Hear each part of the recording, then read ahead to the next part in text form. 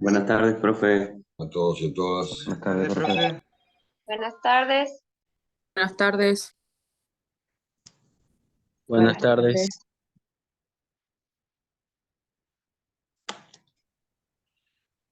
Bueno, le propongo antes de empezar a trabajar la consigna que les había dado, eh, que dediquemos un tiempito a las preguntas que el texto les haya dejado, digamos, ¿no? Preguntas, siempre los relatos de prácticas muestran algunas cosas y ocultan otras, ¿no? En el sentido de que no se puede relatar exactamente todo y bueno, eh, y seguramente le generó algunas preguntas. Entonces por ahí conviene primero hacer esas preguntas y después dedicarnos a la consigna que les di. Así que si alguno tiene dudas o quiere preguntar, este es el momento.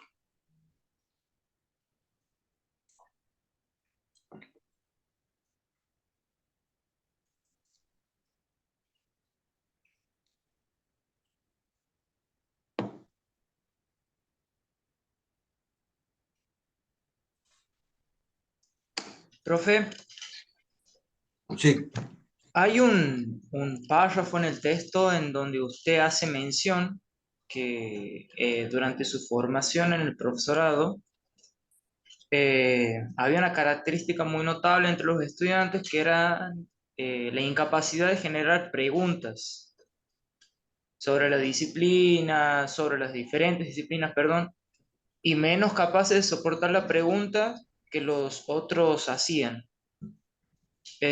Usted en su amplio historial académico y como profesor y como alumno, eh, ¿nota alguna diferencia en la actualidad con respecto a esto? sí, ¿Hay más alumnos que preguntan, se sí, generan sí, dudas? sí, sí, es otro, primero que es otro ambiente, yo estoy en dictadura, Ajá, eh, la pregunta podía costarte la vida, ¿no? O sea, sí, sí, sí. de hecho, no me costó la vida porque hubo varios compañeros más grandes que solían agarrarme y hacerme callar para que no me expusiera, ¿no? Pero no, la pregunta no se soportaba, por parte sobre todo de los profesores, ¿no? Eso generaba un ambiente de muchísima obediencia, digamos, y muy poca discusión, digamos, muy poco debate. La llegada de la democracia, la vuelta a la democracia, eh, trajo mucha más soltura para preguntar, para preguntarse, para revisar. Costó porque, por supuesto, éramos una generación menos formada en ese ámbito. Imagínate que yo entré a la escuela en el 67, dictadura de Onganía, ¿no? Y salí de la universidad en el 84. O sea, hacía un año que teníamos. Y hoy los estudiantes preguntan con mucha soltura y otro tipo de ambiente.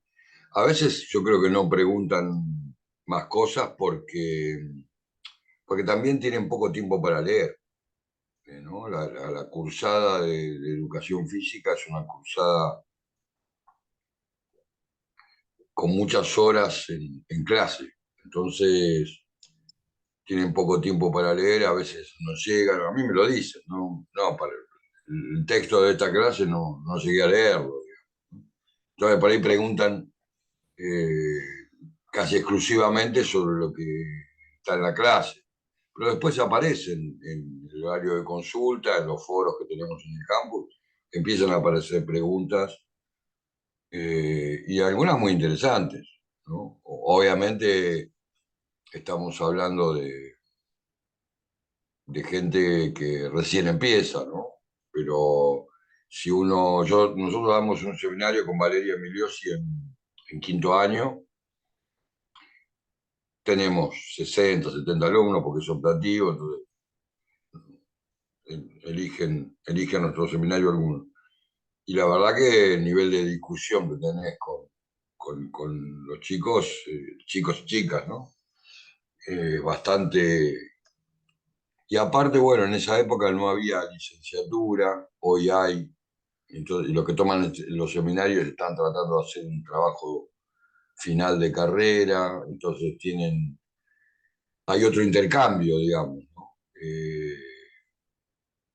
Sí, ha cambiado mucho, mucho, mucho para bien en el sentido también de la libertad que tiene el estudiante para preguntar. No digo que no haya alguno que no se enoje cuando el alumno le pregunta porque no entiende. Digo, Claro. eso puede ser porque siempre hay gente quisquillosa, digamos. Bueno, sí, la importancia del aspecto sociopolítico lleva a estas conductas, preguntar, a no preguntar, a mantener silencio o a querer aprender No, cosas que desde el no podía, desconocimiento realmente le no podías generan una preguntar, duda. pero porque además no te iban a contestar, ¿no? Claro, Eh, Más autoritarios no conseguían. Para que te des una idea, en primer año el profesor de fútbol tenía la comisión a las 8 de varones, todos varones, las chicas no cursaban fútbol. sí. Eh, bueno, las chicas cursaban por su lado y nosotros por otro. Ya sabes. Nos sentaba en la cancha de fútbol, ¿no? Que tiene el campo de deporte, y nos leía el reglamento comentado de la FIFA. Nos leía, ¿no? Y no hacía ninguna reflexión, o sea, lo único que hacía era leer. Bueno, yo levanté la mano un día para preguntar, y antes de que me la bajaran mis propios compañeros, el profesor me dijo, acá no se puede preguntar, usted tiene que escuchar, baje la mano, o sea, directamente, ¿no? Este, bueno, este tipo de prácticas casi no existen. No, no te digo que no, pero casi no existe. De hecho, el hecho de tener un gobierno democrático en la universidad, democrático porque el claustro de estudiantes forma parte del consejo directivo, digamos, hace que cuando ha habido conductas de este tipo para con los estudiantes, ¿no? Profesores que desaprueban el 80% de los alumnos, profesores que no dan respuesta a, a los estudiantes, ha habido episodios, los estudiantes lo presentan como un problema y el consejo directivo tiene que tomar una decisión porque hay un reglamento de conducta general, ¿no? Y entonces ahí o se sanciona al profesor o se lo separa. eh, o sea, hay otro control también, ¿no? No está bien visto hoy que no le contestes una respuesta a alguien. Pero bueno, así como te digo esto, te cuento, en el Congreso del año 2017, un estudiante de la licenciatura que fue a La Plata a tomar el Congreso levantó la mano para preguntar en una mesa redonda y el profesor que estaba dando el panel le dijo, esa pregunta no te la voy a contestar. O sea que cada tanto aparece, ¿no? Esa era mi otra pregunta, si había efectos residuales Sí, de, de sí, esa época históricamente a la actualidad. sí, sí, hay. De hecho, el profesor le dijo, esa pregunta no te la voy a contestar y no se la contestó. Y el coordinador fue hasta donde él estaba sentado y le preguntó si él sabía a quién le estaba preguntando, ¿no? O sea, lo apretó directamente.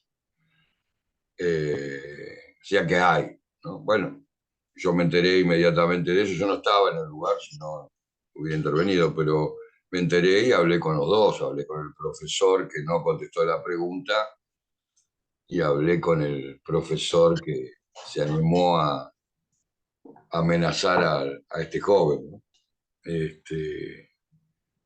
Porque era una pregunta intimidatoria, ¿no? O sea que cada tanto ocurre, digamos.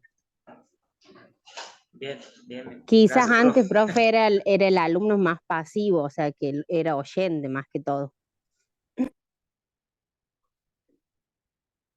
Sí, pero porque no te quedaba otra, ¿no? O sea, no era que no tuviéramos Sí, sí. inquietudes.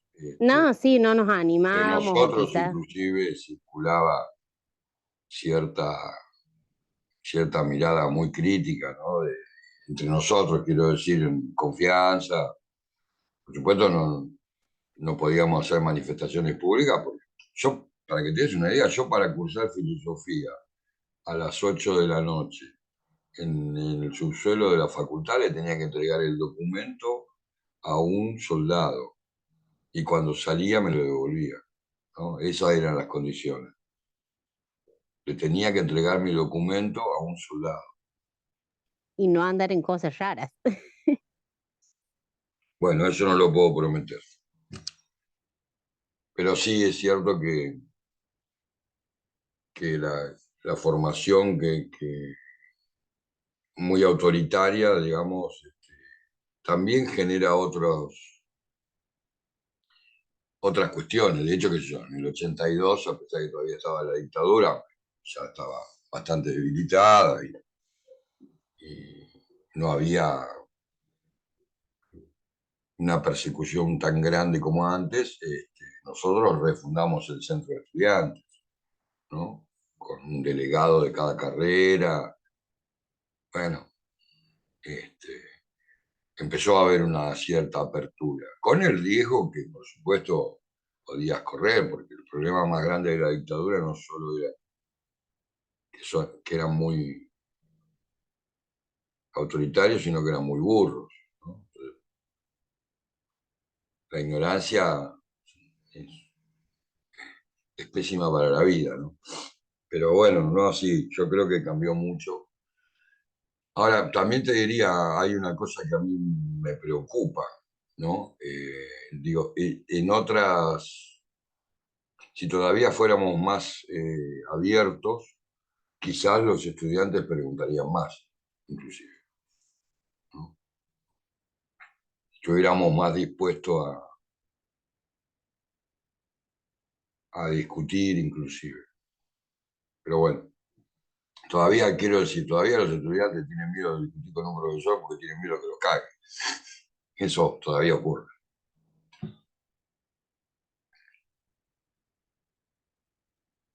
Profe, le hago una Puedo hacer porque consulta. sí, yo no lo puedo hacer porque tengo 2000, así que si alguno discute conmigo, no me acuerdo quién es, así que no lo puedo cagar. Y no lo haría aparte, por supuesto. Sí, Cero Ramón, rencor. claro.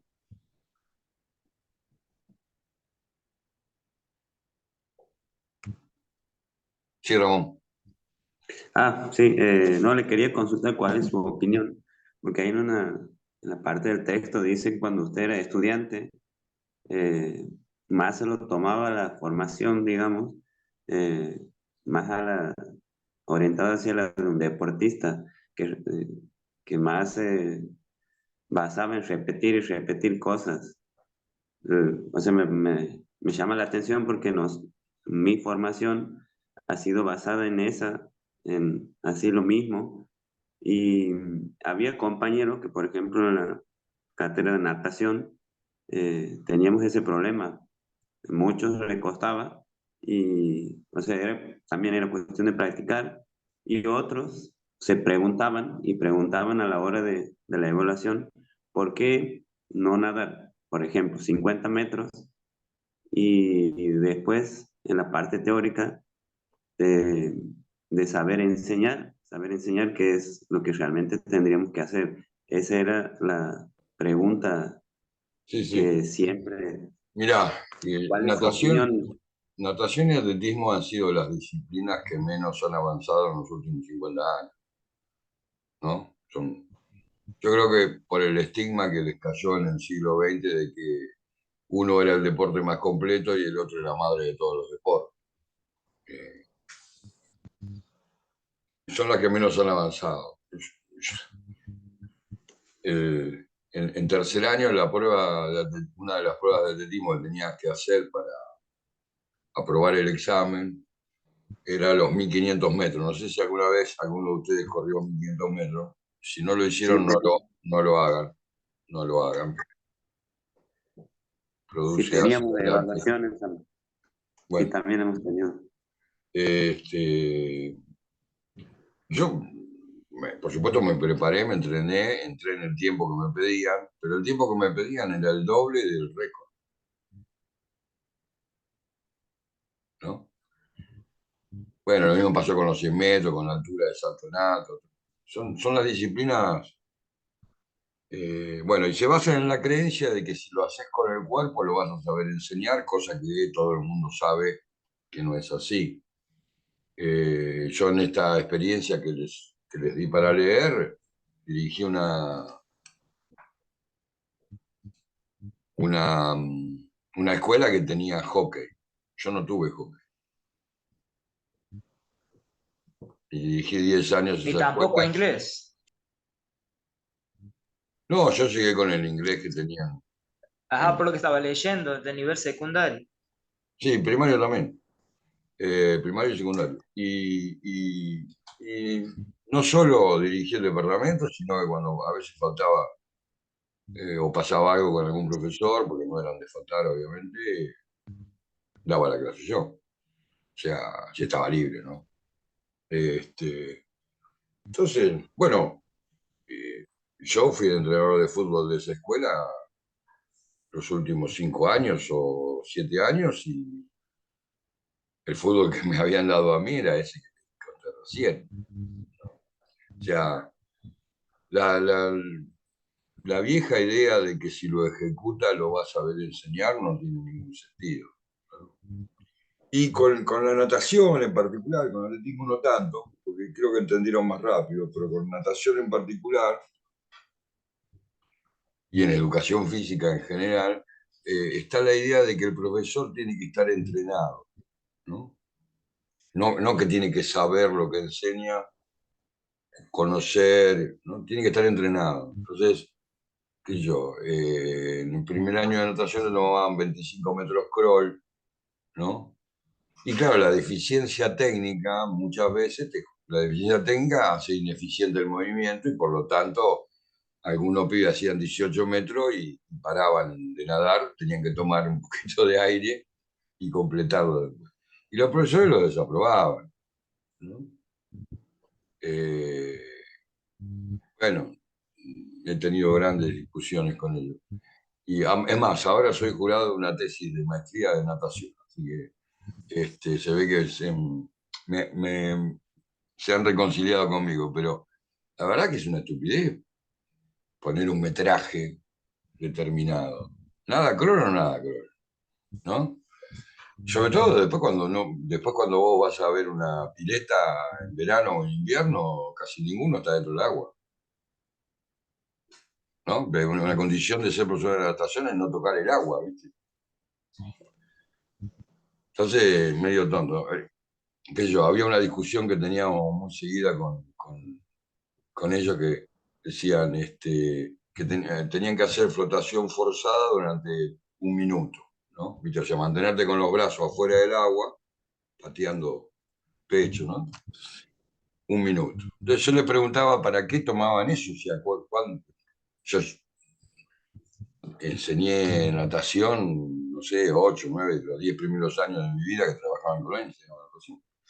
Y entonces me decían, no, porque si él acompaña a un pibe a lo profundo de la pileta, tiene que estar con los brazos libres para poder ayudar.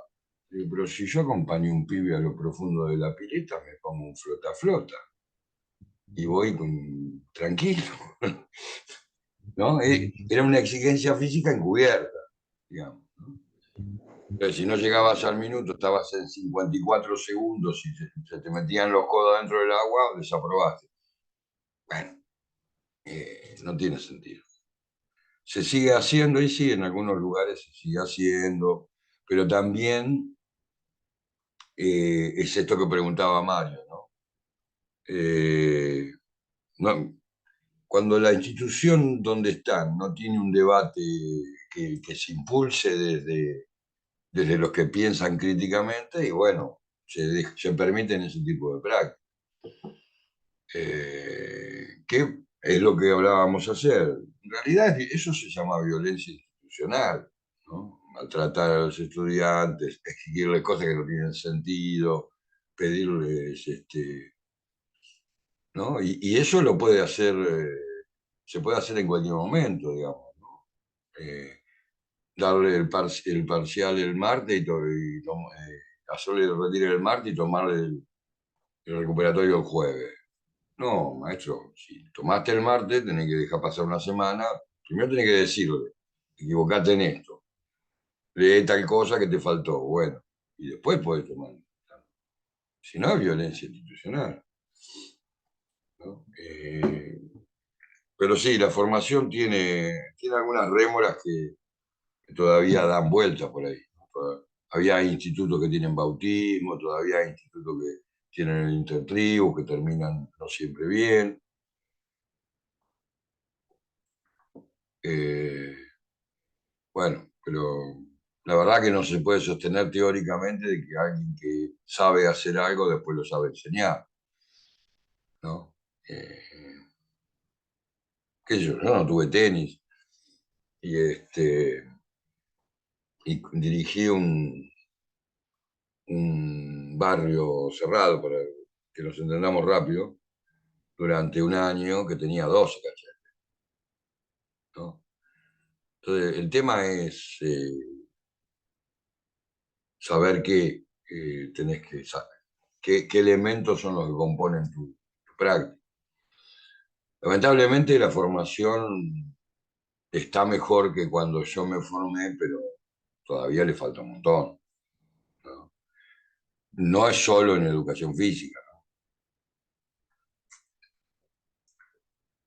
Yo no me quiero ganar más enemigos de lo que tengo, pero mientras siga existiendo el Infod, eh, no va a mejorar. Mientras siga centralizado la formación de profesores, no va a mejorar. Porque eso supone que las provincias, las jurisdicciones no tienen suficiente gente formada como para que puedan elaborar sus propios currículums, ¿no? Para la formación. Entonces ahí nos perdemos una posibilidad de diversidad que nos vendría abajo.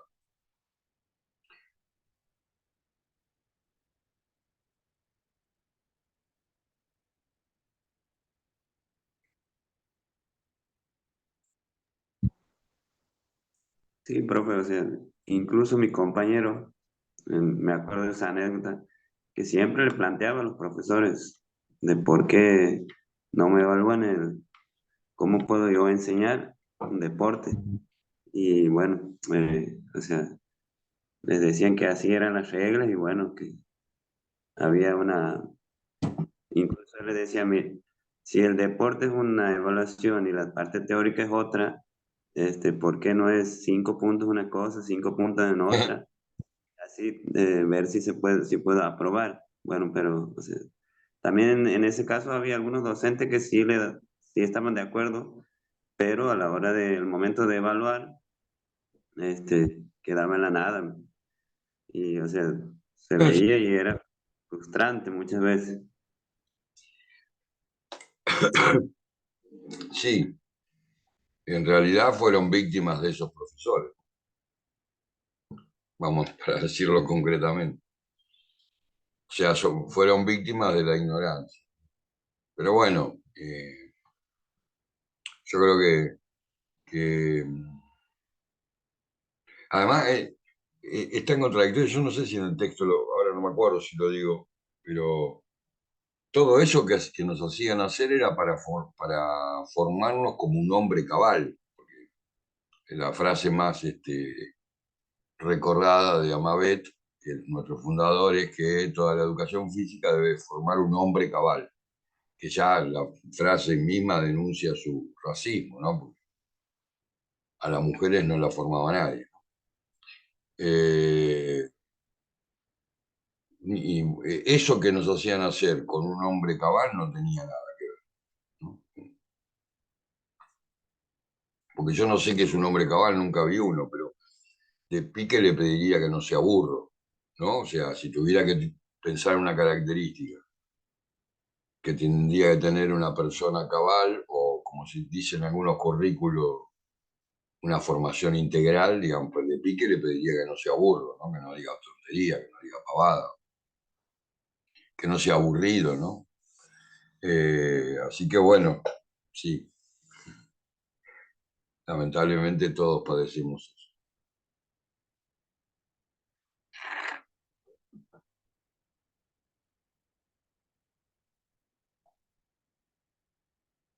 ¿Alguna pregunta más sobre el texto? ¿Alguna duda que les haya quedado? ¿Algo que no hayan entendido también?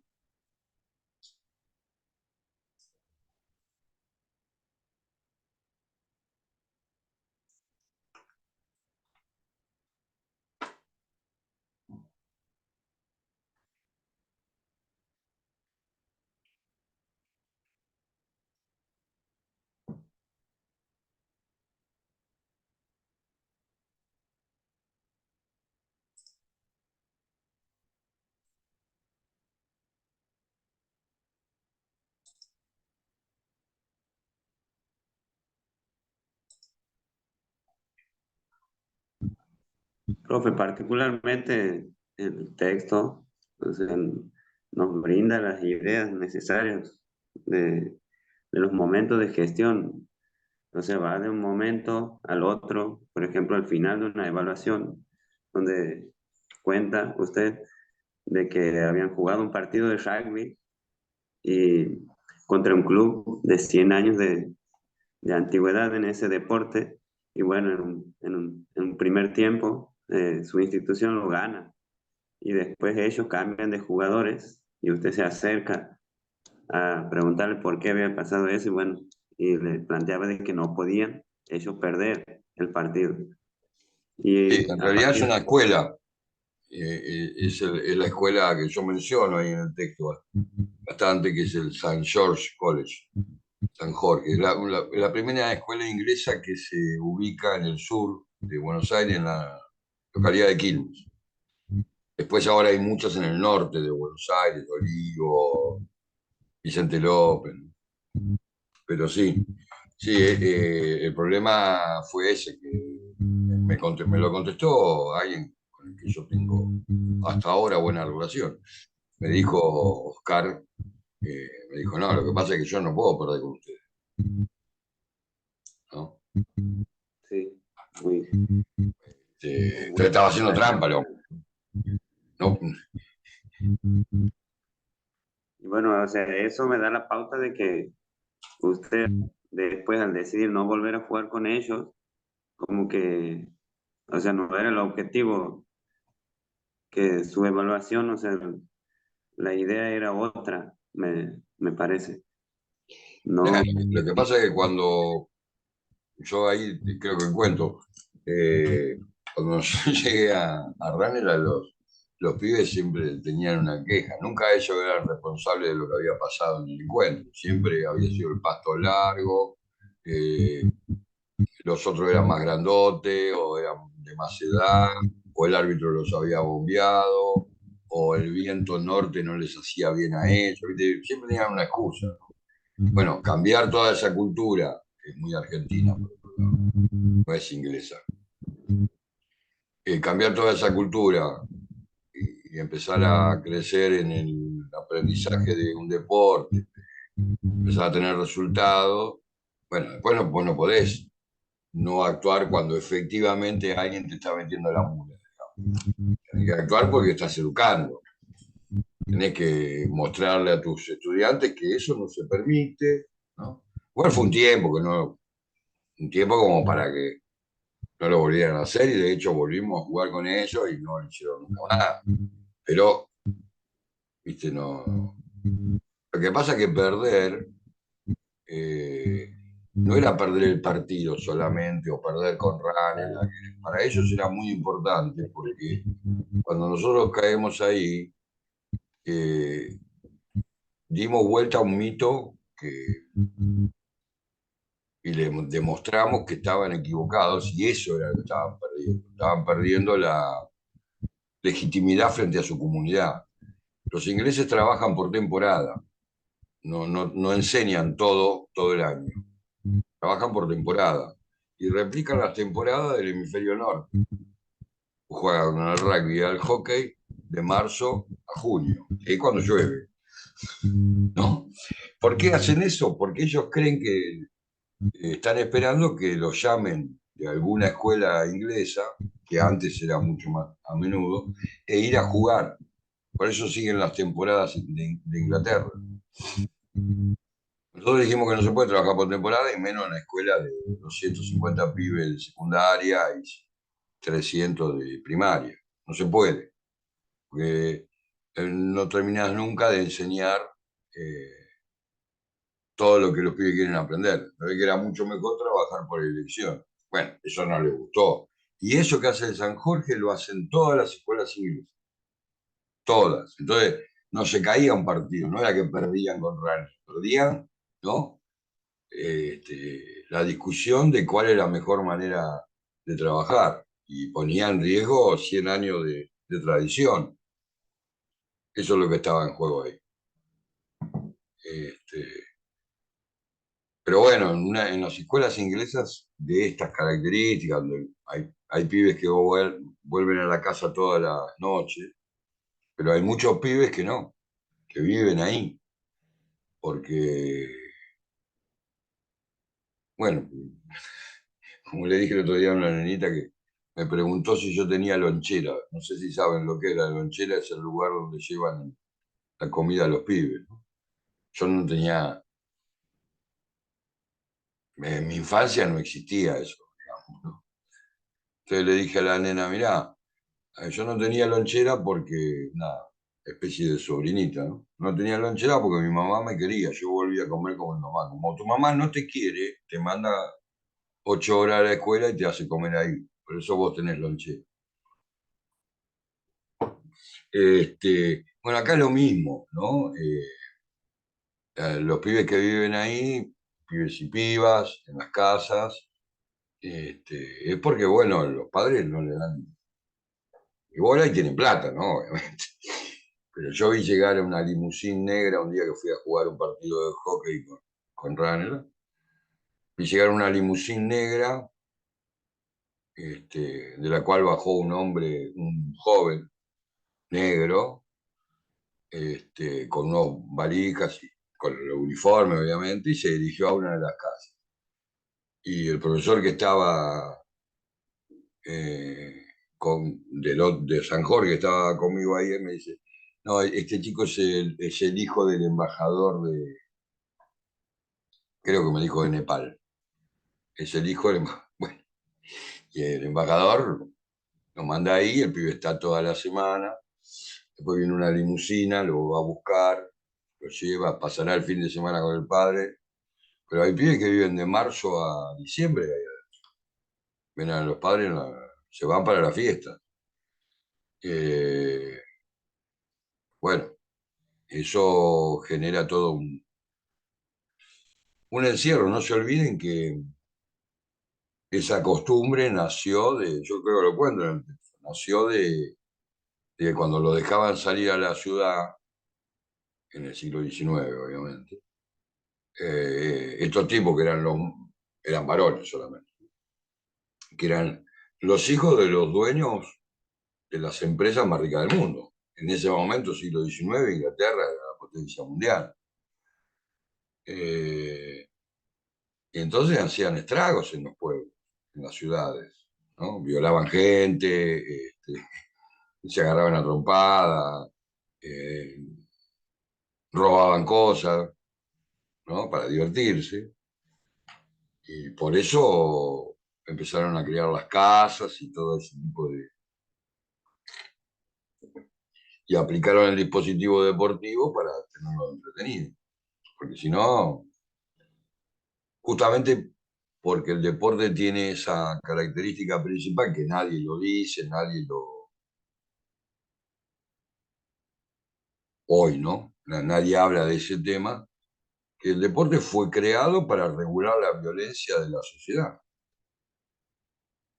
Por eso, y sobre todo para eh,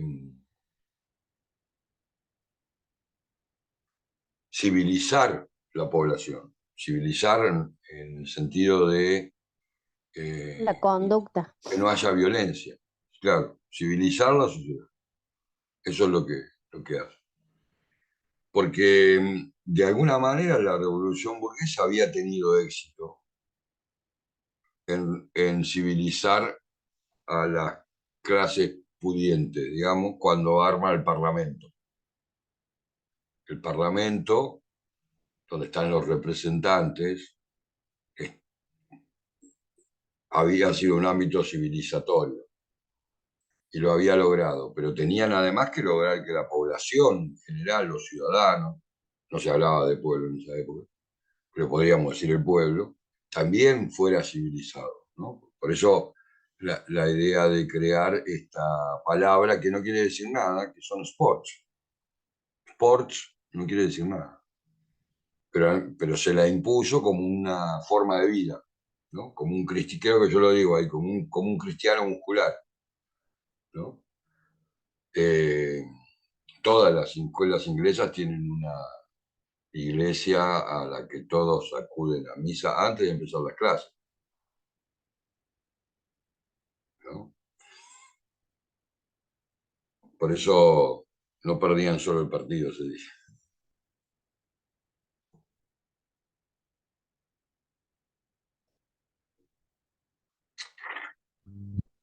Otro también de los puntos sería el cambio establecer un uniforme. Eso también Sí, eso fue muy es una importante. parte del diseño que también está muy claro. Eh, Ahí porque se ha planteado una, eh, una gestión ha habido para que vaya mejorando. Sí, sí, claro. Sí, la idea del uniforme tenía que ver con la identidad, ¿no? Cuando nosotros llegamos a Ranelagh, eh, nadie quiere mucho a la escuela, ¿no? Nadie quiere mucho a la educación física de la escuela. Entonces, bueno, había que lograr una identidad y el hecho de planear un uniforme de educación física que lo creáramos junto con los estudiantes y hacerlos participar a ellos, que se sintieran parte de eso, que fueran parte de eso, no que se sintieran, que fueran parte de eso, fue muy importante, digamos, ¿no? Pero bueno, el buzo de rugby se convirtió en una de las prendas más queridas por todos, ¿no? Y bueno, esas cosas que pasan en la cultura deportiva. Sí, tuvo su importancia, la cuestión del uniforme, que era horrible, ¿no? Por otro lado, pero bueno, lo habían hecho los chicos. ¿Qué iba a hacer? Sí, porque era un pantalón azul con una campera azul que tenía tres rayas bastante gruesas, con los tres colores de los teams de ahí, ¿no? Rojo, verde y azul.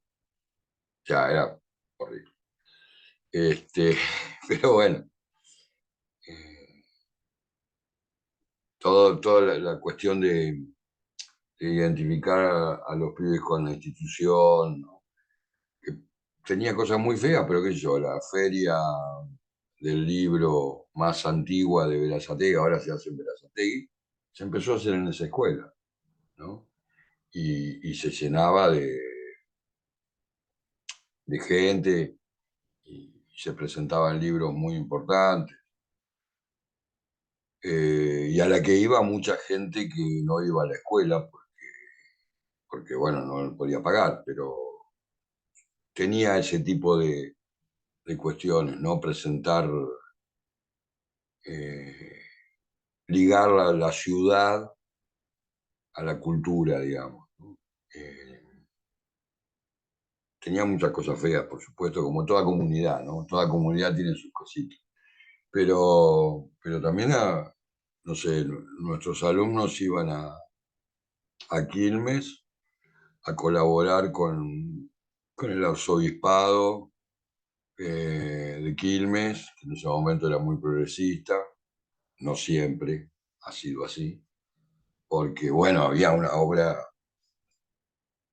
importante con los sectores más vulnerables.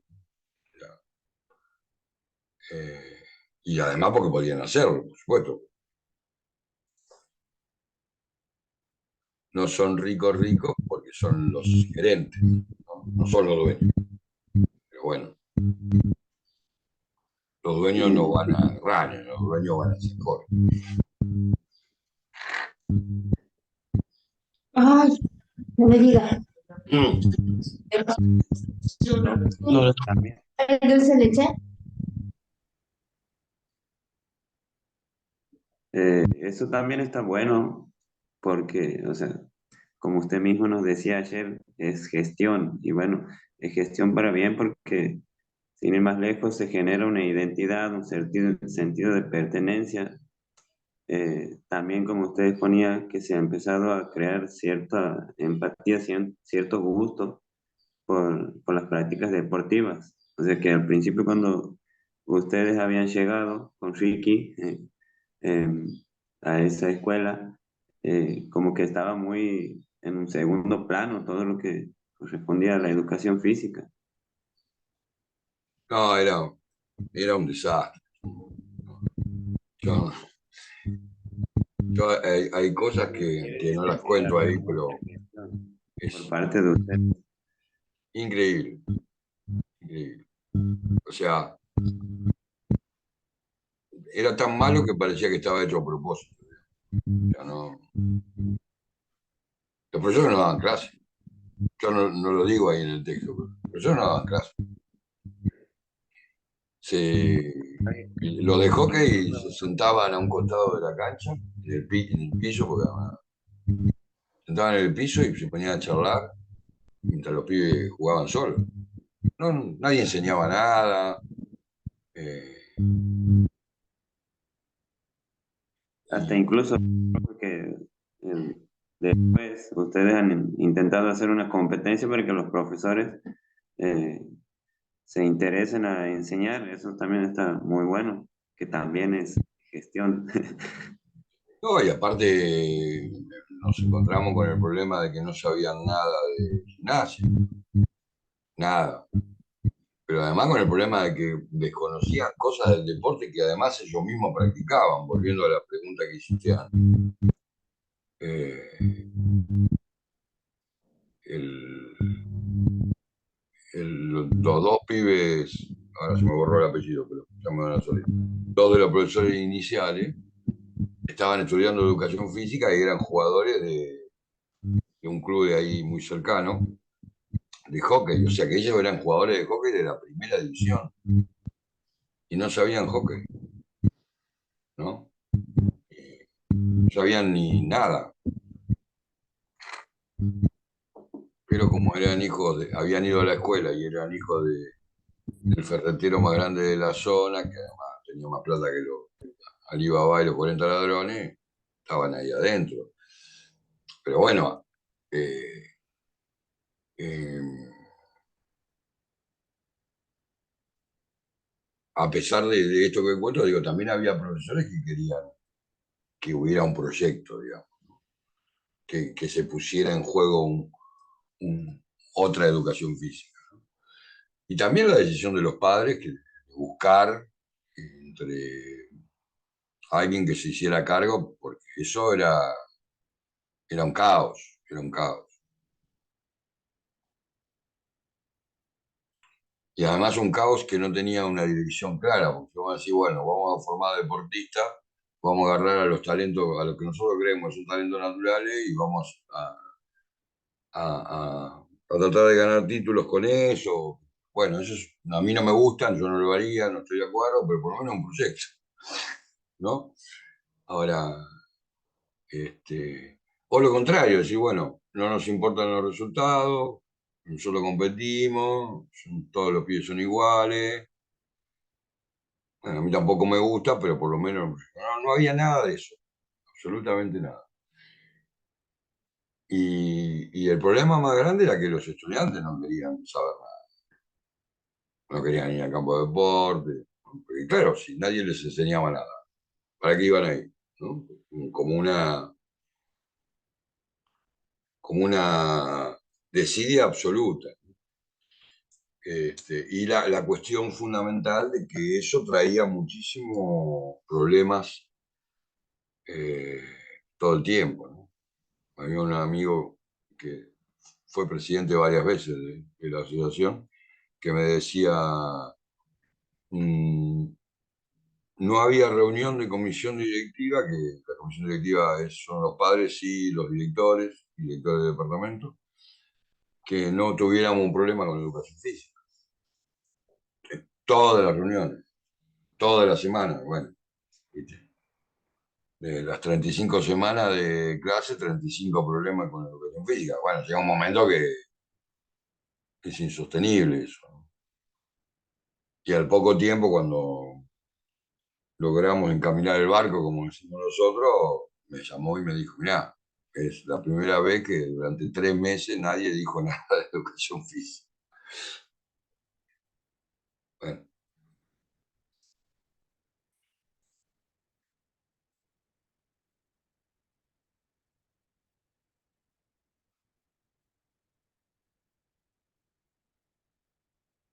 bueno, eh, si no hay ninguna pregunta más, le, eh, vamos a avanzar ahora con el ejercicio que yo les había pedido. Pero antes, les pido 5 minutos para cambiar el agua nomás y seguimos. ¿Les parece? Perfecto. Ok, profe.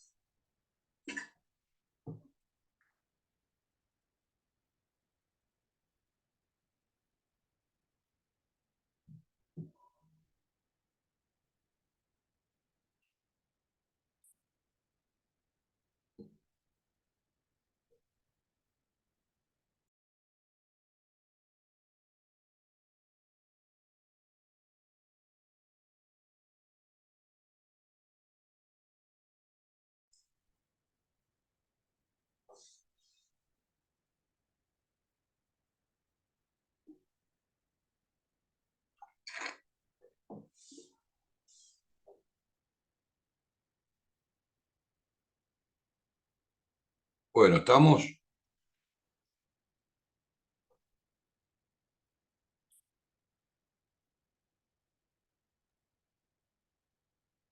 Estamos.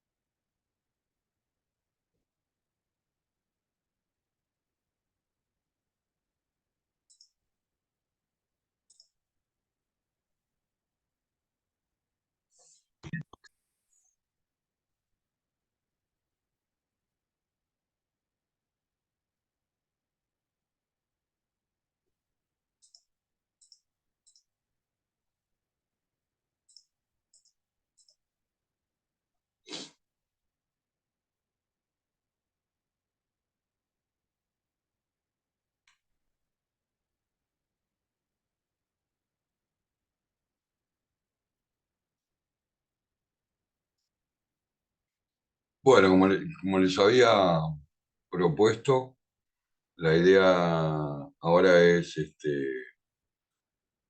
ver si pudieron encontrar en el texto los cuatro elementos, los cuatro momentos de la gestión, si pudieron ubicarlos, si pudieron reconocer cada uno, ¿no? El diagnóstico, el diseño, la ejecución, la evaluación.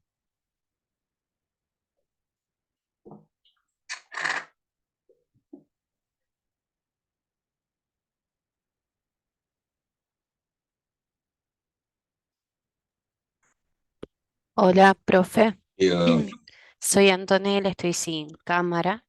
sin problema. Bueno, yo los momentos que encontré, en realidad estaba en la duda de al inicio en el texto, si la parte en la que habla sobre los sueños está dentro de los momentos, porque los ubiqué de esta manera. El primer momento son los sueños, donde él tiene el sueño de crear sus propias prácticas y de crear su propio proyecto y de investigar a su manera en base a los ideales que sigue, que serían, que habla sobre otra mirada de la educación física y no lo aprendido en la carrera universitaria y sobre formas diferentes de enseñar en base a cómo se enseñaba en esa época en la universidad. Luego la decisión de aceptar este nuevo trabajo en Ranelagh, no sé si se dice bien así, Ranelagh, en Ranelagh. Ranelagh, aún No, Nash no, teniendo sin la S, Ranelagh. Ranelagh, aún, aún teniendo muchas contras y bueno, a pesar de todas las contras que tenían, aceptan este nuevo trabajo y en base a eso empieza el diagnóstico, donde analizan el establecimiento, el lugar que ocupa el deporte en este establecimiento, sobre qué lugar ocupa la educación física allí, la vida en la escuela, las familias, los docentes, donde se hace un diagnóstico a través de encuestas, donde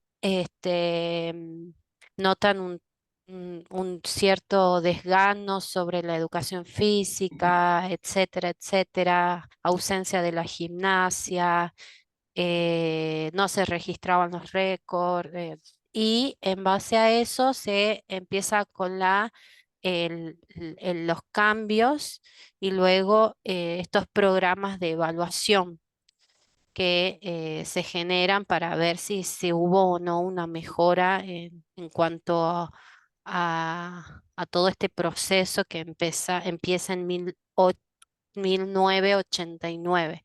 Ujú. Sí, en realidad esos primeros títulos que vos mencionás forman parte del diagnóstico. Ah, O todo sea, formaría parte claro, de lo mismo. porque en realidad el diagnóstico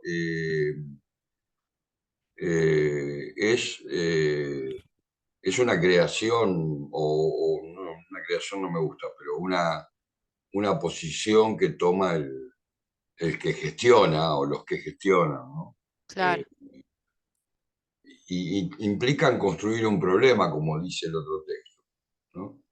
Y lo que se hace, ese recorrido que yo hago, es un poco para mostrar de dónde venís, porque si no es como que el texto podría haber empezado con las primeras actividades que hicimos, ¿no? Pero a mí me parecía que era relevante que nosotros pensamos un proyecto a partir de que veníamos haciendo cosas aisladas, en un lugar, en otro lugar, en una escuela. Bueno, yo era suplente, o sea que por ahí estaba un año en una escuela y después me tocaba irme a otra, entonces tenía que empezar de cero. Entonces no había continuidad, ¿no? Lo que nos dio Ranera fue la continuidad de poder probar que se puede hacer otra educación física con sentido para los pibes, ¿no? Era un poco esto que vos decís, los ideales, ¿no? Los sueños, los ideales. claro, claro, Entonces, claro. la descripción de la escuela inglesa, o sea, cómo que nos tenemos que poner a estudiar, obviamente, un poco de historia, un poco de todo, es también parte del diagnóstico, porque nosotros no sabíamos nada. No sabíamos ni siquiera que había escuelas inglesas. Yo por lo menos no lo sabía. Eh, y que tenían estas características.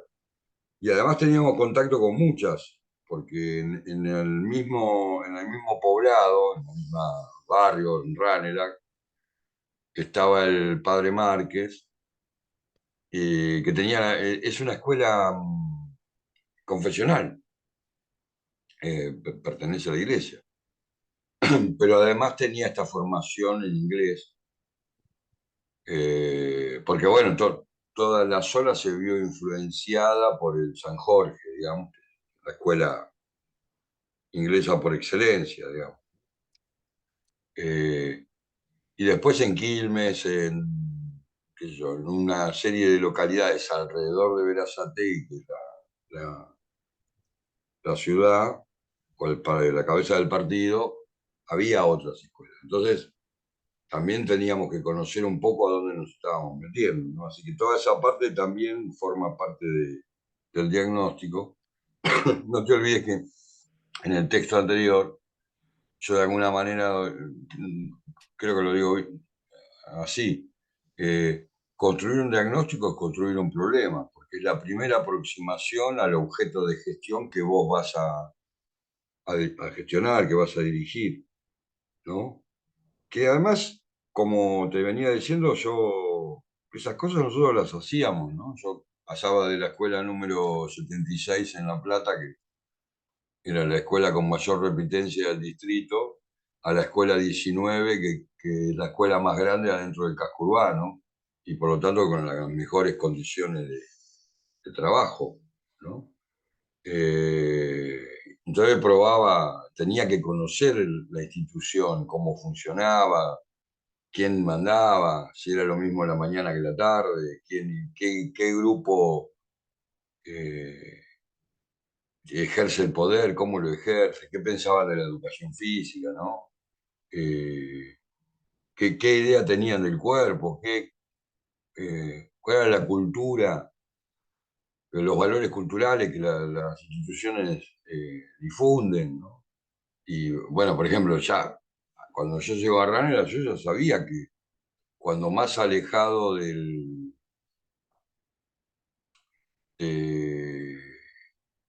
del centro, digamos, cuando menos barrio, cuando más barrio popular, por decirlo de alguna manera, cuando más tierra, son más rígidas las escuelas, son mucho más rígidas, ¿no? Y eso forma parte del problema que tenés que mirar, ¿no? Pero yo que trabajé en esta escuela que tenía alumnas de 14 años en primer grado, porque en aquella época el primer grado se repetía, y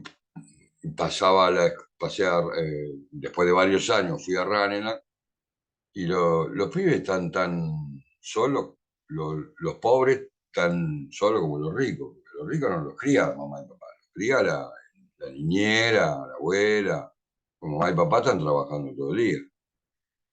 Y en los barrios pobres, mamá y papá no están porque tienen que laburar y algunos tienen que dejar la escuela para cuidar a sus hermanos. O sea que la situación no varía mucho, ¿no? Digo, cosas que uno va viendo para construir un diagnóstico lo más acertado posible. A mí nadie me dijo durante 3 años, nadie, ¿eh? O sea, no es que me mintieron, pero seguro me ocultaron porque yo no era de ahí, entonces no muchos no me querían, entonces no me querían contar demasiado, pero nadie me dijo que había dos sports, uno de atletismo y otro de games, ¿no? Hasta que un día alguien me da el dato, y yo logro que me inviten al Sport de San Jorge y veo que efectivamente. Y yo eso en el diagnóstico no lo tenía porque me lo ocultaron, ¿no? O sea, quiero decir, siempre uno intenta crear un problema lo más completo posible, pero bueno, a veces no se puede, ¿no? Eh, y esto que yo digo de la historia, conté del Departamento de Educación Física de La Plata, es muy importante. La escuela parecía ser una escuela sin historia, no había ningún registro, no había nada. Pero justo en esa época, cuando nosotros entramos, a uno de los exalumnos se le ocurrió escribir un libro colectivo que se llama Aquel viejo colegio inglés, yo lo cito ahí, y lo tengo acá también en la biblioteca. Y entonces pude saber la historia de la escuela, o sea, y eso pasó al tiempo, ¿no? Por eso digo, esa primera parte forma así como la construcción del problema. Después está, bueno, lo que dice debajo del diagnóstico es sobre Ranelagh, ¿no? Pero forma parte de eso. Bien, sí, entiendo, profe, gracias. No, por favor.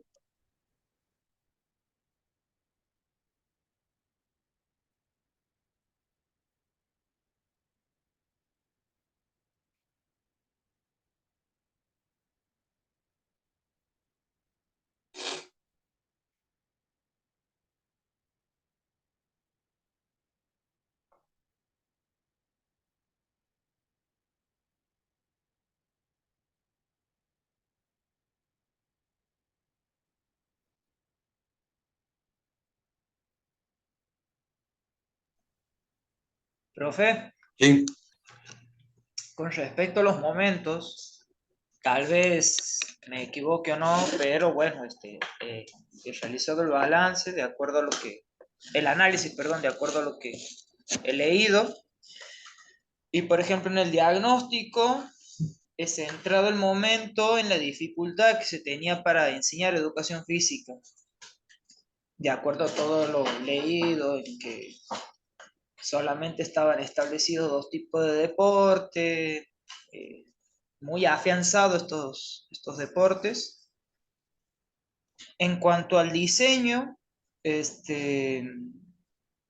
podido identificar el programa que lo llamaban el Sport, en donde, bueno, ahí se hacía notable la preparación física, deportiva, técnica de los diferentes alumnos y en donde obviamente como como lo leía, era más que nada un evento destinado más que nada a la comunidad educativa, y hacia padres, tutores que iban, observaban y se sentían halagados porque sus hijos recibían una medalla, una especie de satisfacción Sí, personal de la familia. en realidad los sports forman parte de un programa que tiene otros puntos altos, ¿no?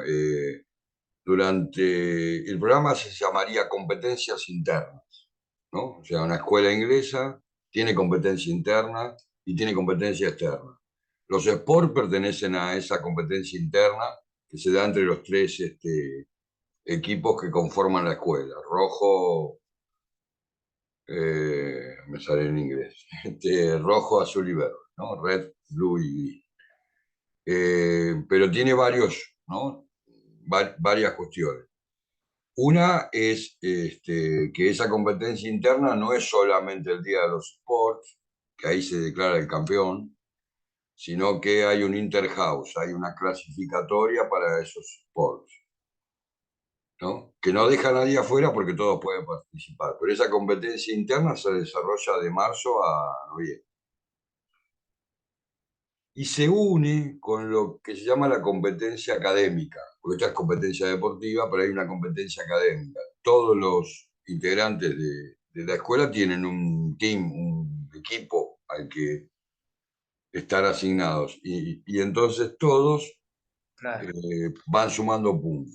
Y el sport final, que es el sport game, lo que determina es el campeón del año, ¿no? Entonces, eso une toda la actividad académica, digamos, teórica, de las materias que no son educación física, con la educación física, ¿no? Y logra integrar entonces la educación física a la vida escolar.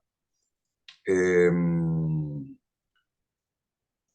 es cierto lo que vos decís, yo lo digo ahí porque a mí me sorprendía mucho el tema de que querían que todos los pibes tuvieran, sobre todo los de primer grado, tuvieran medallitas, ¿viste? Pero también es un lugar de encuentro comunitario muy importante, donde se comparte todo el día, ¿no? La gente come ahí, eh, anda todo el día dando vuelta, mira a jugar a sus hijos, van los profesores, van los directivos, va la comisión directiva entera. Y porque, bueno, se baten récords, ¿no? Todos se arman hinchadas, inclusive, porque los padres que son de blue o de red hinchan para que gane, ¿no? Es un momento, digamos, de encuentro comunitario. Eh, yo no, ahora no me acuerdo si lo puse, pero creo que sí. Cuando sale el librito, aquel viejo colegio inglés, sí, este, publican ahí en el libro una invitación a los sports, ¿no? Y una de las cosas que más me llamó la atención a mí es que decía, serán bienvenidos todos los amigos, ¿no? O sea que no era solamente un encuentro de padres o de gente que formaba parte de la comunidad, ¿no? Podía ir cualquiera del pueblo, de la ciudad, que en aquella época era mucho más chica, claro. Cosa que, por ejemplo, la escuela inglesa no tiene como característica. O sea, yo para ir a un sport del San Jorge, tuve que ir con una invitación especial que me hizo una ex alumna de San Jorge que trabajaba en Random, que es Denise Morey. Y fui con ella porque ella era ex alumna. Si no, no podía ir, ¿no? O sea, no está abierto al público como está abierto al público los sports, ¿no? De runner. Que yo tampoco lo sabía eso, pero bueno, después me enteré y, y nada. Pero la aclaración que te hago es que el sport no es un programa en sí, sino que el programa es competencia interna y tiene otros puntos que para nosotros es muy importante, porque nos tenían competencia deportiva todo el año. bien.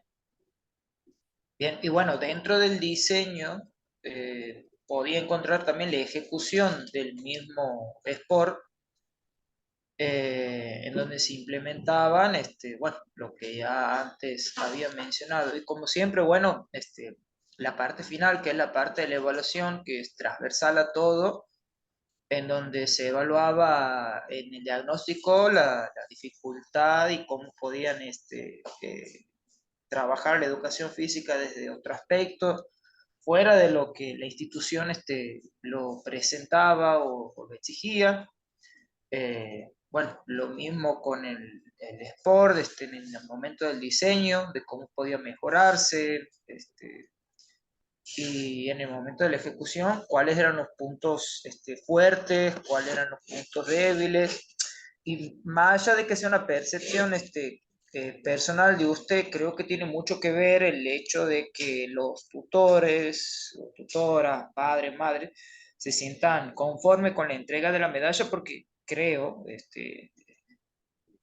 que eso le da prestigio a la institución. Entonces la demanda educativa es un poquito más alta, porque, bueno, se realiza este tipo de actividad en donde se los apremia, se los considera, se los tiene en cuenta, y eso creo Sí, que dentro de... hay una visión en la formación de educación privada de que la gente va a elegir la escuela por el prestigio que tiene, ¿no? Yo creo que Sí, sí, exacto. es Sí. cierto lo que vos decís, pero yo como deportista de siempre, digo, en realidad mi primer demanda no son los padres, ¿no?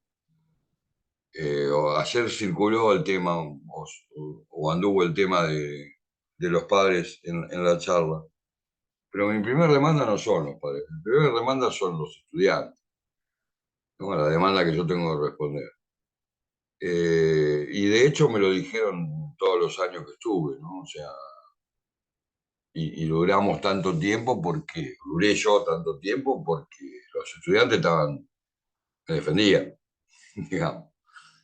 Eh, lo de la medalla era una tradición de la escuela inglesa, ¿no?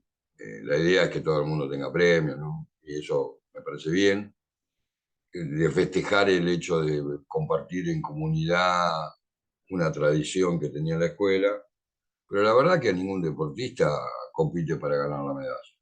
Compite para ganar, obvio, obvio, si no el juego no sale, ¿no? Claro. Pero yo creo que a los pibes les chupaban huevo, eso, ¿no? Querían ganar, obviamente, porque querían defender Sí, su sí, sí. equipo, pero el deportista quiere jugar y quiere jugar lo mejor posible, y bueno. Después hay que me hiciste acordar porque una de las chicas que después fue capitana del equipo verde, Ileana, ella quería imponer que había un premio al mejor deportista de los sports, ¿no? Al mejor, y ella era un muy buena atleta y muy buena deportista, y, pero eso era como un premio muy individual, ¿me explico? O sea, es como el MVP de básquetbol, ¿no? Una cosa propia de la Entiendo, entiendo. cultura, sí, propia del mercado, ¿no? Y nosotros siempre nos negamos a eso con estos argumentos. No nos interesa quién es el que más gana. Además, el que más gana lo sabe, que más medallas ganó en el día. Lo sabe, tiene las 7 medallas colgadas. No, no es necesario darle otro premio más. Que eso para el mundo del negocio funciona, pero bueno, nosotros no somos una empresa, no somos Nike, ¿no? Que si sale campeón, no sé si es Nike ahora, si sale campeón LeBron James vende más zapatillas, ¿no? Nada, me parece que es un buen planteo porque el que hace porque justamente se juegan esas cosas, ¿no? La gente que va a esas instituciones vive en este mundo capitalista extremo. Sí, sí. Y la educación algo tiene que hacer con eso. Bueno, vamos a crear el premio al que más medalla gana, un premio al que más récord batió. No tiene sentido. Batiste el récord, vas a aparecer en la lista, tenés tu nombre ahí. Si batiste el récord, posiblemente es porque ganaste la prueba. Tal cual. Por ejemplo, dentro de los sports, un aspecto está el sistema de puntaje, que yo ahí no hablo mucho. El sistema de puntaje nosotros lo creamos para que las pruebas atléticas y los deportes fueran equilibradas, no que porque ganaras las atléticas ya ganabas el trofeo, ¿no? Sino que tuvieras que participar y ganar en las dos para poder aspirar a ganar el título, porque si no, los pibes hacían solo atletismo o solo games, según quien inclinaba la balanza, entonces tenía que hacerlo equilibrado y premiar la participación, o sea que nosotros del primero al octavo le dábamos un puntaje, del octavo para atrás todos recibían la misma cantidad de puntos, pero entonces, si todos recibían puntos, ayudan a ganar al equipo, entonces eso aumentaba la participación. Además contábamos con la organización de los captain y prefectos y vicecaptain que organizaban la población estudiantil con su propia estrategia de cómo ganar ese año el trofeo del año, digamos. Pero es una cosa bien para adentro, digamos, ¿no? Qué sé yo, cuando vino la crisis del 95, no sé si ustedes lo saben o no lo saben, porque seguramente eran muy jóvenes. En 95 hubo la crisis del tequila, digamos, así se llamó. La escuela pasó de tener 200 pibes en primaria a tener 90, ¿no? O sea, se vació la escuela porque mucha gente no lo podía pagar, pero mucha gente le fue muy bien y se fue a otra escuela, ¿no? Como gente que tiene aspiraciones de grandeza, digamos, se fue a otra escuela más cara, ¿no? Digo, tener en claro que, bueno, está bien, hay que sostener el campo educativo, pero no para formar gente. Bueno, una vez creo que lo dijo un amigo, Ramón Patiño, yo lo nombro ahí en el texto. Sí. En una reunión de comisión directiva, las directoras, sobre todo las de inglés, estaban hablando de loas a favor del San Jorge, ¿no? Como diciendo, el San Jorge se hace esto, se hace aquello. Bueno, San Jorge es un poco el espejo en donde todo el mundo se quiere mirar. Yo la verdad que paso. Y Ramón dice, discúlpenme una cosa, y creo que fue la frase educativa más interesante que escuché en mi vida, de alguien que se dedicaba a hacer materiales de seguridad vial, o sea, no tenía nada que ver con el coche. Y dijo, yo no quiero ser como el San Jorge, dijo, porque el San Jorge enseña a matar. Y yo quiero una escuela que enseñe a vivir. ¿No? Bueno, ahí se terminó la discusión sobre el San Jorge, obviamente. ¿Y por qué había dicho lo de que el San Jorge enseña a matar? Bueno, porque del San Jorge te sale un Mariano Grondona, del San Jorge te sale el gerente general del Citibank, que ahora se fue de Argentina, pero en ese momento estaba. Un El San apelado Jorge, burgués. claro, ¿no? Te sale gente que a los demás no le importan nada. Y la verdad que la frase de una escuela que enseña a vivir es una frase muy fuerte, ¿no? Que enseña a vivir, no que enseña a matar. Está bien dicho. No, claro, después hay que descifrar qué es enseñar a vivir, ¿no? Pero nosotros teníamos claro. Un Enseñar poquito a de vivir. miedo al colegio cuando lo nombra Grondona. Y San Jorge, Grondona es egresado de San Jorge, Uf, claro. No, yo te digo, paso inmediatamente, aunque tengo profesores conocidos allí todavía, pero la formación desde el punto de vista de lo humano es muy deficiente. Cuando hay un problema de disciplina con algún pibe de segundo, tercer año, van los capitanes y los castigan corporalmente. O sea, ellos habilitan esas cosas, ¿no? Y el director general sabe que eso está pasando y no interviene, ¿no? Los profesores ven a un pibe de quinto año darle una piña a otro de primero y lo avalan, ¿no? Con la teoría de que le están formando el carácter, bueno, todas esas pavadas que nos generan estas sociedades violentas que tenemos. Yo lo vi con mis ojos, no me lo contó nadie. Vi a un profesor no decirle nada a un pibe de quinto año que le pegó una piña a un pibe de primero. Le pegó una piña y lo sentó de culo. Yo paso, ¿no? Ese tipo de educación no lo voy a avalar nunca en mi vida.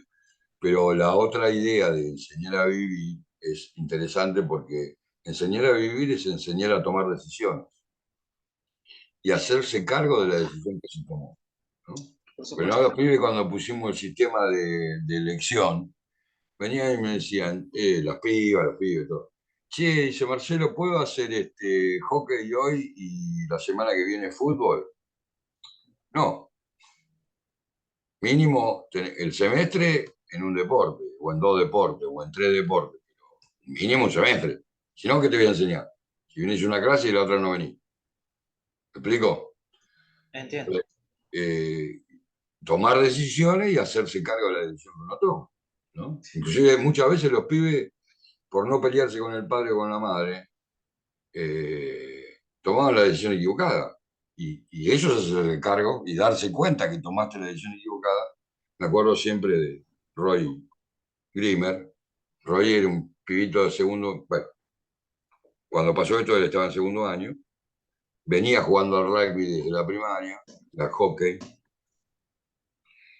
y la madre tenía mucho miedo de que se lastimara en el rugby, entonces le pidió que dejara. Y Roy vino y me dijo, mira Marcelo, voy a dejar porque mi vieja me tiene el huevo lleno, de que me voy a lastimar y qué sé yo, así que voy a dejar. Bueno, Roy, ¿qué va a hacer?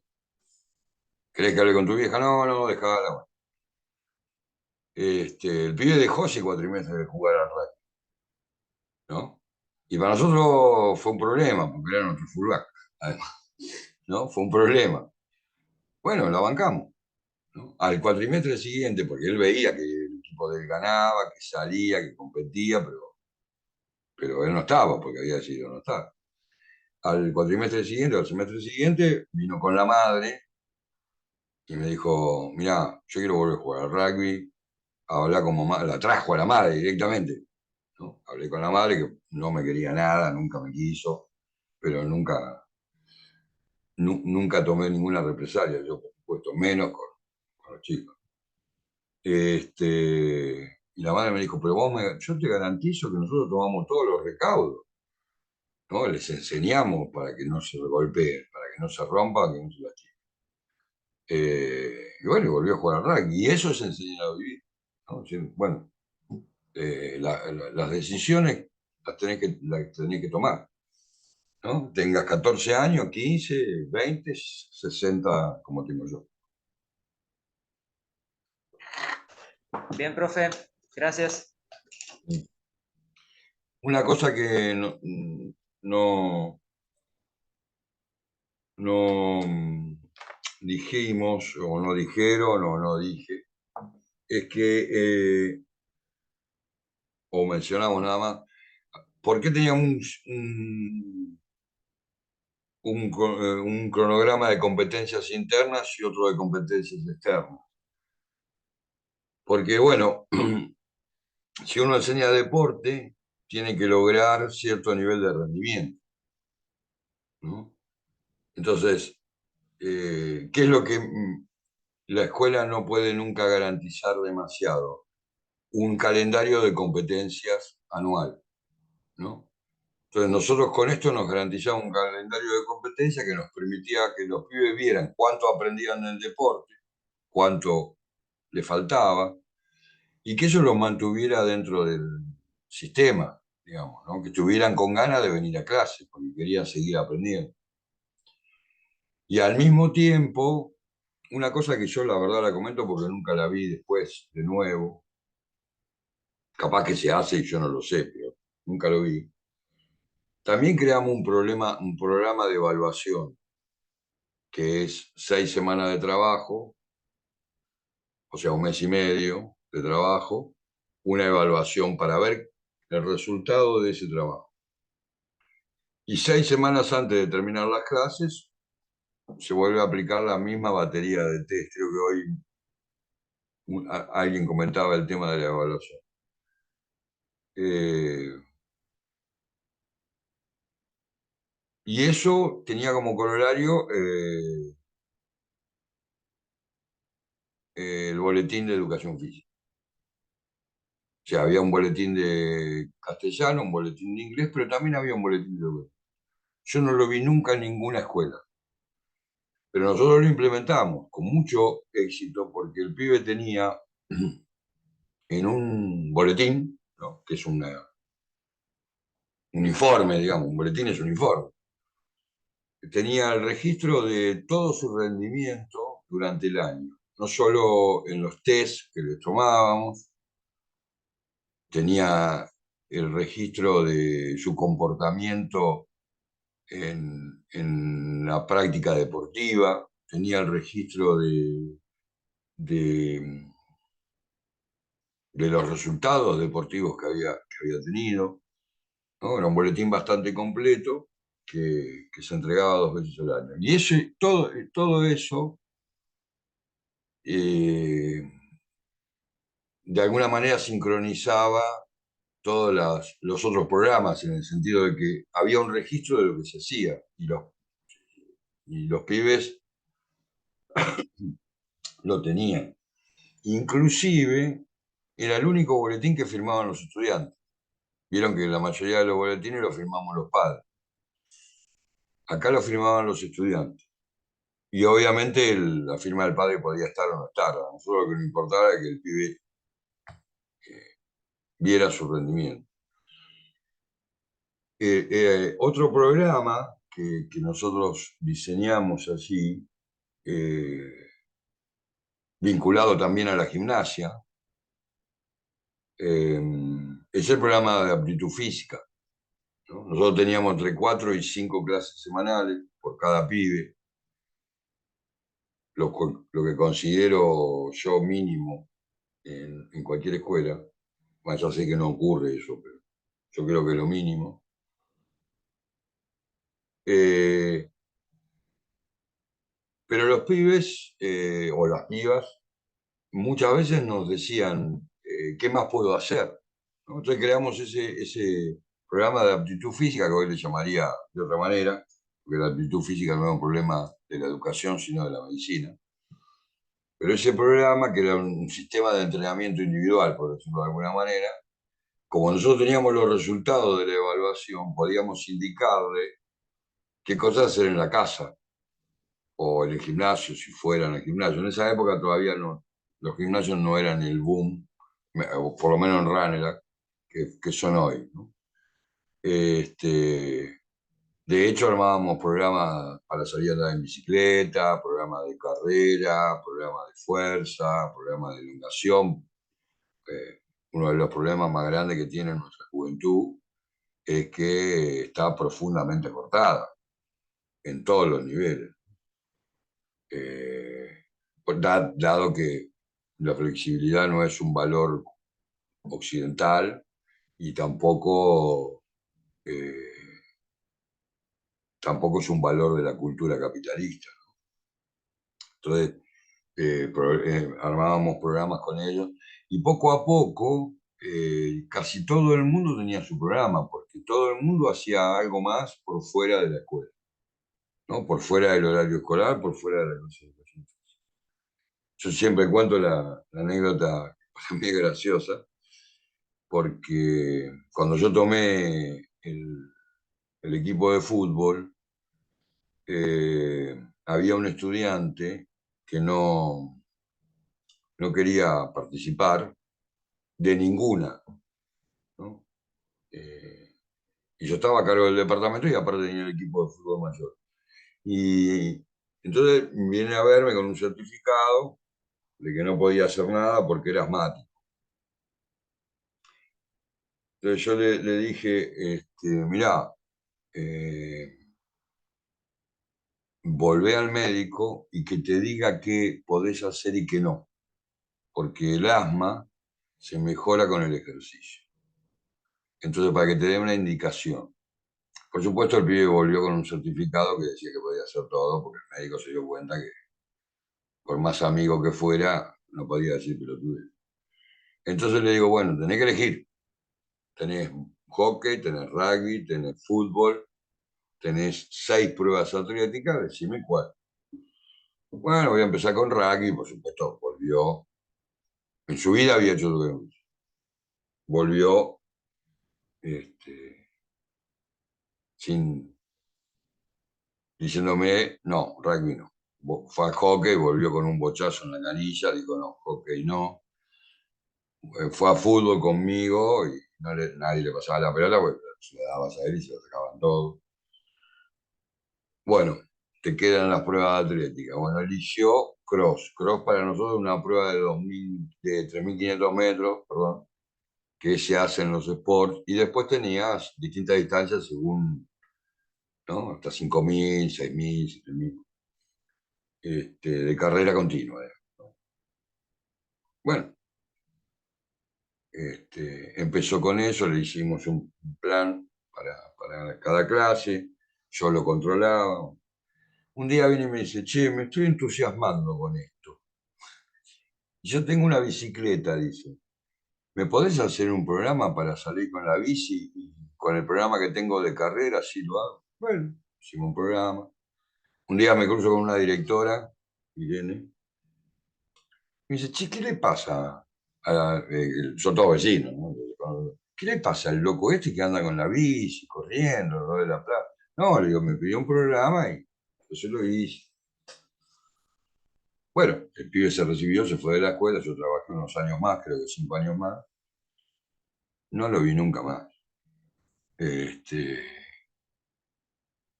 Termino de trabajar en RANA y asumo como director de la carrera en La Plata. Ya RANA no iba más. Y al poco tiempo de que asumí como director, un día a la tarde estaba sentado en mi oficina, mirando unos papeles, me golpean la puerta, abro, era este pibe. ¿Qué haces acá? No, me enteré que estás de director, yo estoy estudiando acá en la facultad, te vine a visitar. Ah, pasá, sentate, no sé si hice mate o qué sé. Bueno, me contó que estaba por recibirse de sociólogo. Dice, no, y además te quería ver, dice, porque tengo el plan que me hiciste. Hacía 6 años. Lo tenía todo amarillo, ¿no? Tengo el plan que me hiciste, vengo a que me lo corrija porque yo quiero seguir corriendo, ¿no?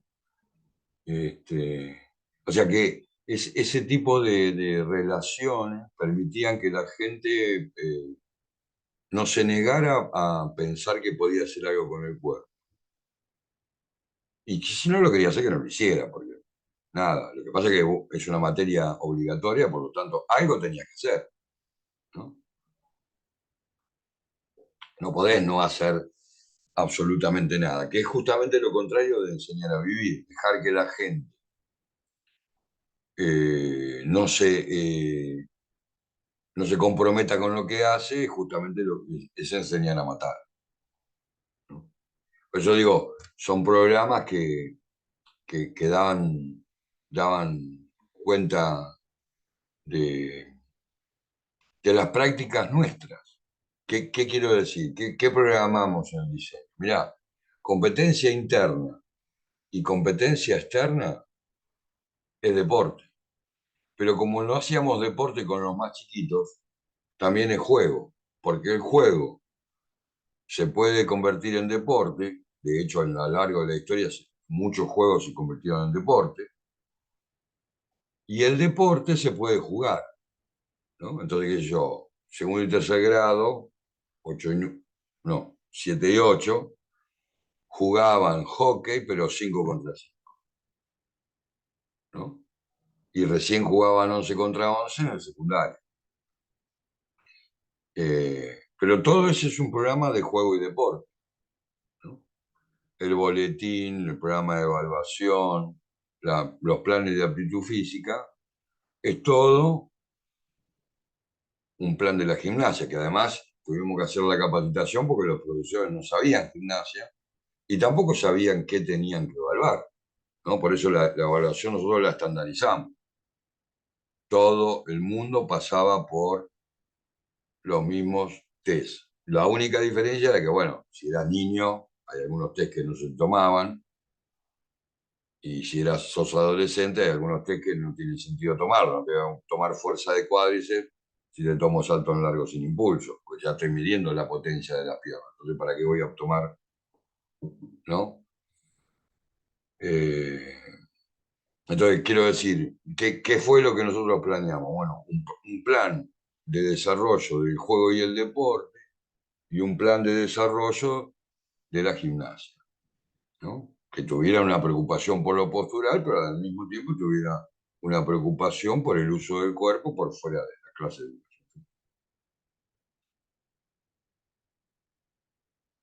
No, quería decir esto porque por ahí el texto va y viene sobre varios temas y no tiene esta síntesis que yo estoy planteando ahora.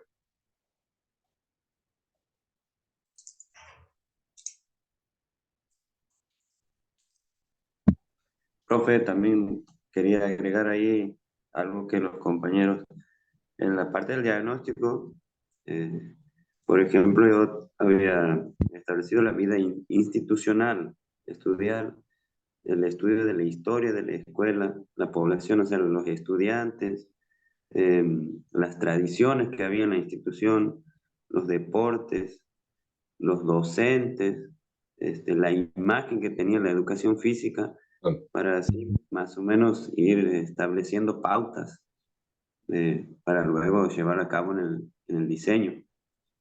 sí, claro, porque si no tenés esos elementos, después, que bueno, finalmente son los aspectos culturales, políticos, disciplinares, operativos, ¿no? ¿Qué sé yo? Nosotros creamos el segundo año, ya creamos un currículum de educación física. Le poníamos los contenidos que les íbamos a enseñar a los pibes de los 3 a los 17 años, 18. Algunos tienen 17 o 18. Eso nos permitió un diálogo con la escuela distinto, porque hasta ahí la escuela no creía que nosotros enseñábamos algo, ¿no? Nos permitió un diálogo de decir, bueno, no, ya, qué sé yo, para que te dejaran salir a competir el miércoles a la mañana, que te lleve los pibes de tercero, cuarto y quinto, que justo el miércoles a la mañana hay examen de matemáticas, ¿no? El tipo tiene que comprender qué es lo que vos estás haciendo, porque si no te dice, no, no, los pibes no te llevan, tienen examen, ¿no? Yo le decía, me tenés que dejar llevar a los pibes porque estamos haciendo esto, y porque además el examen de matemática lo podés tomar cuando quieras, el partido es hoy, no hay, no puedo poner una otra fecha, no puedo reprogramar la fecha.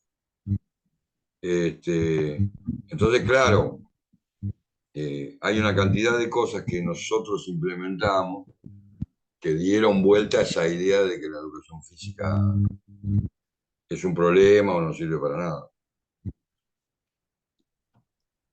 Y bueno, y también ahí lo que usted menciona es que en un momento se han agregado más clases de educación física y también se establecía una excepción escolar para esos alumnos. Y después, bueno, en el diseño yo establecía bueno, de los sports, de los que ya han hablado los compañeros, encuentro con otras instituciones, el perfeccionamiento docente, las encuestas de los alumnos para saber, eh, y bueno, y también la idea de la institución, de las comisiones, de los profesores, que es justamente lo que usted decía, que muchas veces los mismos profesores cuestionaban el accionar de la educación física.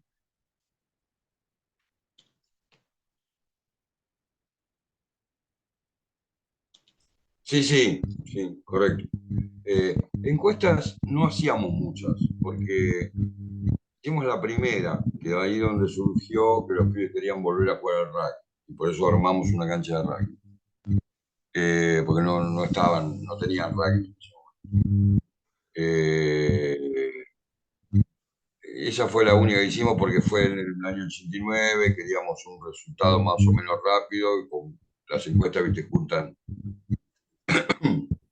tienen la rapidez de que en poco tiempo tenés el dato, te está haciendo falta, y se la podíamos aplicar a todo.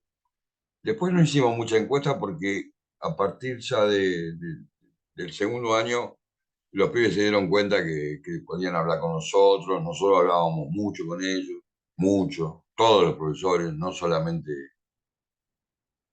yo, todos hablábamos mucho, de alguna manera en la capacitación insistimos a los profesores de que tenían que hablar del cuerpo, que tenían que hablar de, no preguntarle al pibe si salió el viernes a la noche o el sábado, esas cosas, o si tiene novio o novia. Hablar de los puntos que tenemos que hablar. Y eso dio muchos resultados. Eso dio muchos resultados. Entonces no necesitamos tanta encuesta para saber lo que estaba pasando. Diría más, la primera encuesta y única formó parte del diagnóstico.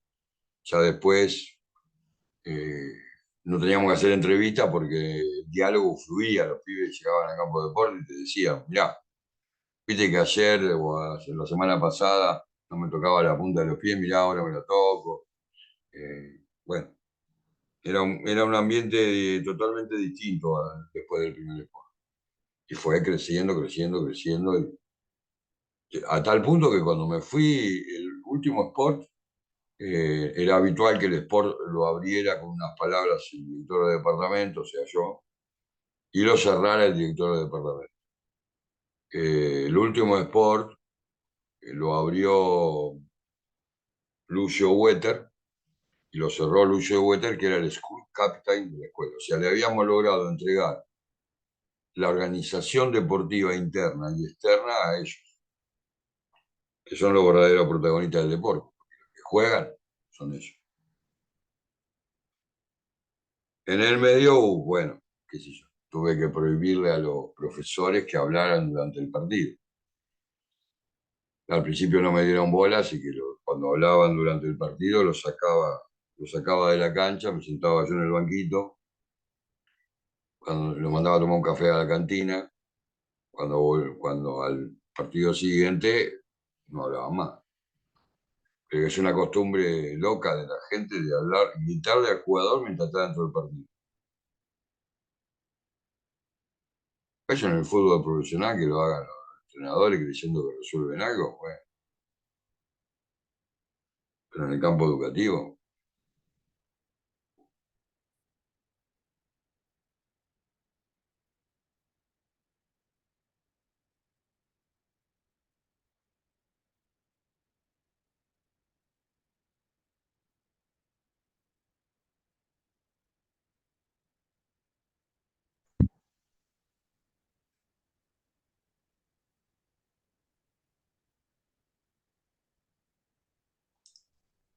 Profe, ahí, por ejemplo, en la ejecución, corríjame, por ejemplo, la ejecución sería empezar a coordinar, cuando han comenzado a coordinar los sports, después el ODADEP, que era un registro escolar de los alumnos. No, la ODEP era una organización deportiva que creamos para tener competencia externa. Digamos. Eso daba como resultado un cronograma de competencia. Sí,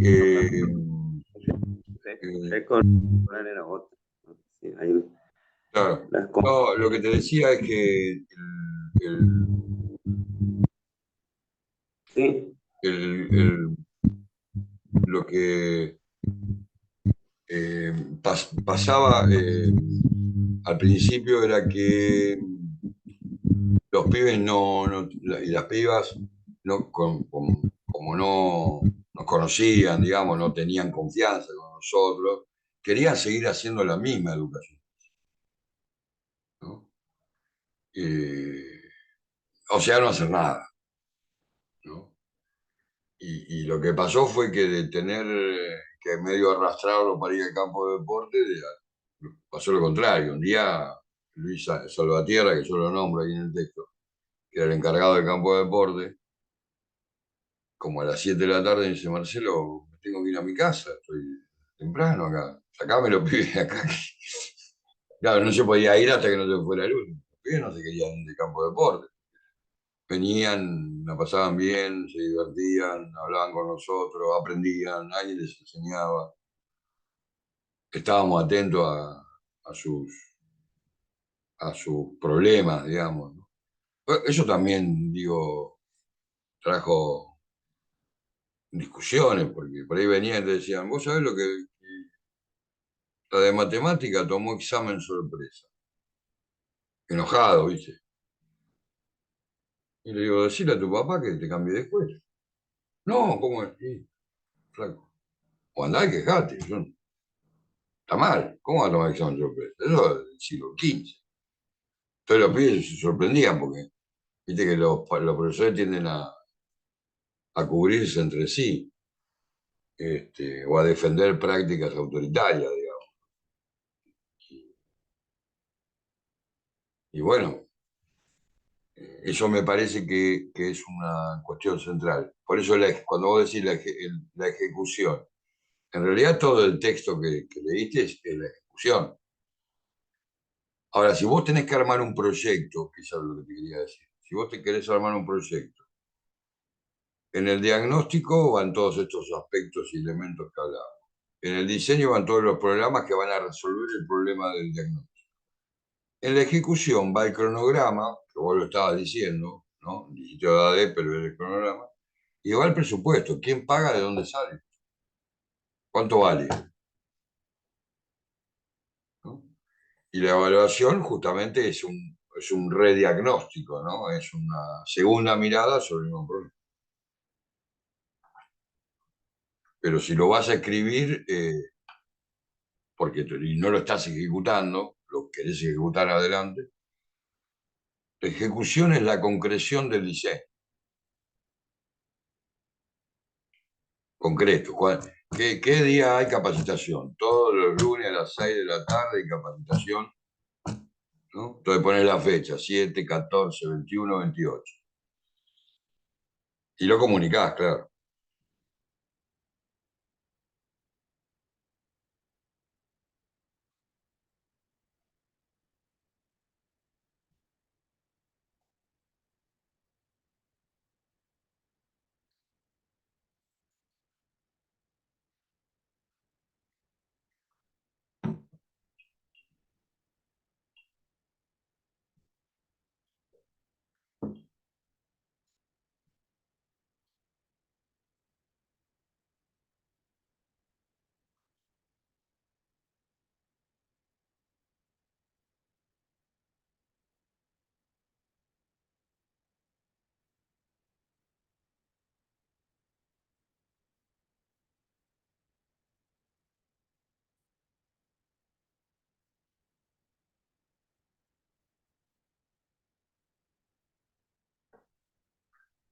Bueno, estamos en el horario, ¿no?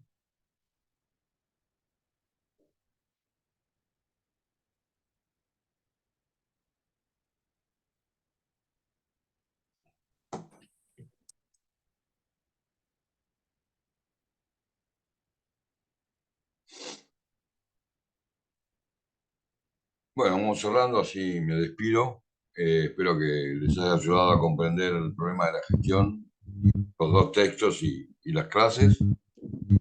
Seguro no nos volvemos a encontrar, así que les deseo que tengan un buen final de cursada y que logren presentar sus trabajos finales y egresar. Y por supuesto, como siempre digo, muchas gracias por el respeto y la atención en la clase. Hasta pronto. Muchas Chao, profe, hasta luego. Gracias, profe. Hasta luego.